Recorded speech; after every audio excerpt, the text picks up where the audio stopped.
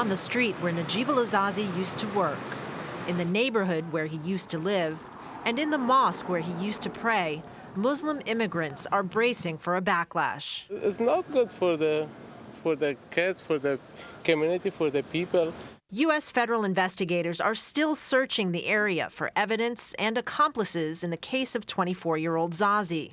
They have linked him to al-Qaeda and charged him with conspiring to make weapons of mass destruction, charges he denies. It's not that we don't want people to speak to law enforcement, but to know your rights, you really need to have a lawyer present in those conversations. You have every right to ask for that.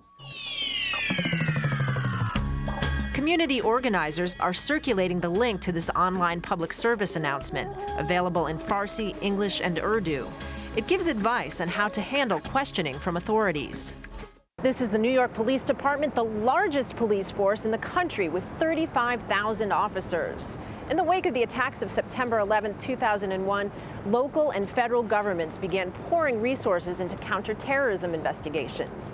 Investigators often cast a wide net in the search for suspects, but just as often, according to critics, the innocent get caught up too. A study from the Center on Law and Security found that, of the nearly 700 people publicly accused of links to terrorism, less than a third were ever charged. A coalition of legal experts is now calling on the Obama administration to change FBI investigation guidelines. If people come into your neighborhood and start talking to your neighbors about you, they're obviously going to raise some questions about who you are and what you're doing. It raises the scepter of ethnic or religious profiling, because a lot of times the people who are the targets of terrorism investigations are Muslims. They want to restrict the use of police informants, like Imam Ahmad Afzali.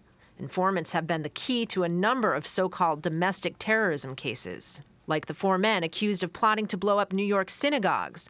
Not only did an informant hatch the plot, he provided the fake weapons in what civil rights advocates say amounts to entrapment. If our community is being targeted and damaged by agents who come in and create plots, it's a crisis.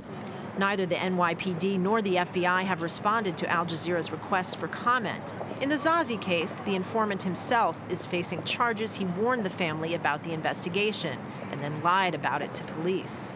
There is skepticism in the Muslim community when someone is arrested. What kind of the base they arrest them, they're doing a search. Sometimes maybe they don't have accurate or correct information. And a real danger, according to activists, of killing the spirit of cooperation between the Muslim community and law enforcement.